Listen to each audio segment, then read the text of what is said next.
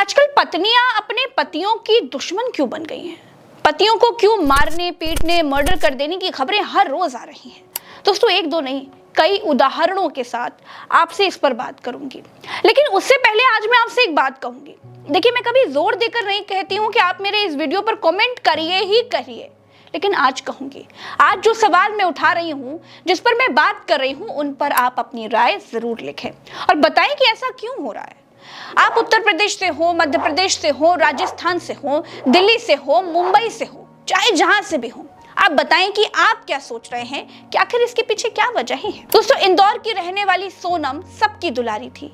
घर वालों ने बड़ी खुशी से अच्छे घर में शादी की, लेकिन शादी के बाद जो हुआ वो तो आपको पता ही है। सोनम ही अपने पति राजा के मर्डर की मास्टरमाइंड निकली। अपने कथित प्रेमी राज के साथ मिलकर उसने ये सब कुछ कर डाला। सोनम चाहती तो शादी से इनकार कर देती, लेकिन उसने पति की हत्या ही करवा दी। बात सिर्फ एक सोनम की नहीं है दोस्तों, मेरठ की मुस्कान को ले लीजिए। उसने तो अपने पति को मारकर ड्रम में भर दिया। सिद्धार्थ नगर की संगीता ने प्रेमी के प्यार में पड़कर पति को नींद की गोलियां खिला दी, हाथ पांव बांधे और नदी में फेंक दिया। कानपुर में एक महिला ने अपने भतीजे के इश्क में पागल होकर पति की हत्या करवा दी। महाराष्ट्र के सांगली में एक पति ने अपनी पत्नी के साथ फिजिकल रिलेशन बनाने की कोशिश की तो पत्नी ने सोते हुए पति को कुल्हाड़ी से काट डाला। अलीगढ़ में पति ने पत्नी के साबुन से नहा लिया तो पत्नी ने ईंट से हमला कर दिया और पुलिस बुला ली। हरियाणा के भिवानी में पति ने पत्नी को रील बनाने से रोका तो पत्नी ने प्रेमी के साथ मिलकर अपने पति की हत्या ही करवा दी। बरेली में पत्नी ने अपने पति की हत्या कर दी और फिर खुद ही लाश के पास बैठकर रोने लग गई। दोस्तों, मैं कितनी खबरें बताऊं, किस शहर की बात करूं, मेरठ की, अलीगढ़ की, इंदौर की, बताते बताते थक जाऊंगी और आप सुनते सुनते थक जाएंगे। लेकिन ऐसी घटनाएं हर रोज सुनाई दे रही हैं। हमारे और आपके पास से इस तरह की घटनाएं हर रोज आ रही हैं। ये बात भी बिल्कुल सच है दोस्तों कि आज पति भी प्रताड़ना का शिकार हो रहे हैं। दावा ये भी है कि दहेज के नाम पर दर्ज होने वाले 98% मामले झूठे होते हैं। पतियों पर अत्याचार हो रहा है।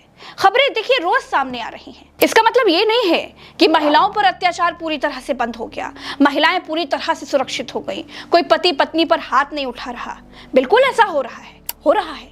पत्नियां आज भी अपमानित हो रही हैं, तिरस्कार झेल रही हैं, परेशानियां झेल रही हैं, अपने रिश्ते में संघर्ष झेल रही हैं। और जो लोग भी ऐसा कर रहे हैं वो मर्द कहलाने के लायक नहीं है। लेकिन फिर सवाल वही है कि जो महिलाएं ऐसा कर रही हैं, क्या वो एक औरत कहलाने लायक है?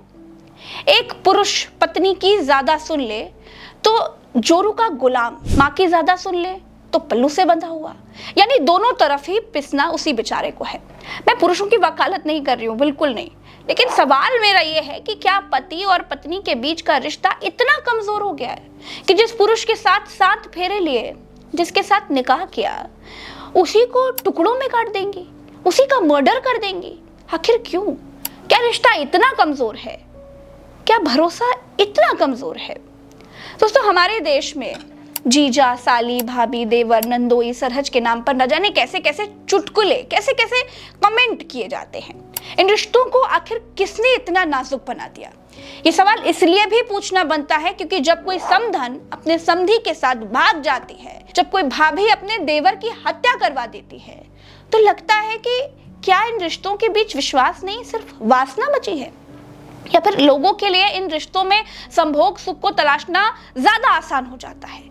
भतीजे के प्रेम में चाची पड़ गई, देवर के प्यार में भाभी ने कांड कर दिया, नंदोई के साथ सरहज भाग गई। जब ऐसी तरह की खबरें आती हैं तो लगता है कि आज रिश्ते कितने तेजी से दरक रहे हैं। दोस्तों, पति हो या पत्नी, दोनों के अपने अपने अधिकार हैं, दोनों का सम्मान है। एक दूसरे पर हावी होकर, एक दूसरे को नीचा दिखाकर किसी को कुछ नहीं मिलेगा। हमारे देश में एक कहावत हमेशा से कही जाती है, हर किसी ने सुना होगा, आपने भी सुना होगा कि पति पत्नी एक गाड़ी के 2 पहिए हैं। न जाने कितने मंत्रों, कितनी शुभकामनाओं के बीच 2 अजनबी लोग या फिर 2 प्रेमी एक दूसरे के साथ एक नए रिश्ते की शुरुआत करते हैं। वो रिश्ता जिसे 7 जन्मों का कहा जाता है, आज वो 7 साल भी अगर चल जाए तो उसे बड़ी बात माना जाने लगा है। जिस देश में शिव पार्वती, सीताराम, सावित्री, सत्यवान की कथा, इस तरह की कहानियां लोग सुन करके पति पत्नी के रिश्ते को मजबूत करने की प्रार्थनाएं करते हैं, वहां कोई पत्नी अपने पति को नींद की गोली देकर मौत की नींद सुला दे रही है। एक अवैध रिश्ते को ढोने के लिए अपने ही रिश्तों को तार तार कर दे रही है।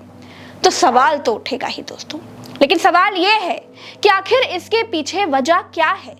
क्या लोगों की जरूरतें बढ़ गई हैं?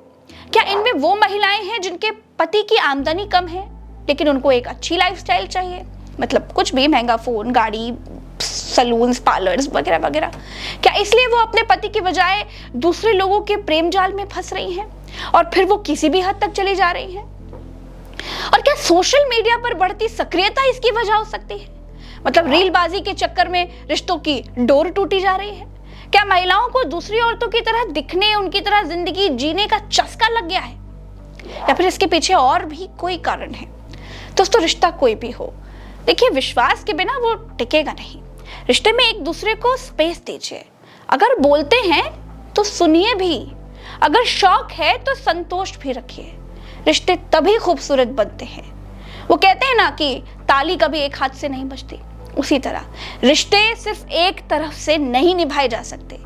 आजकल सामने आ रही ये खबरें बहुत हैरान करती हैं और सोचने को मजबूर भी कर देती हैं कि हमारा समाज और हम लोग कहां जा रहे हैं।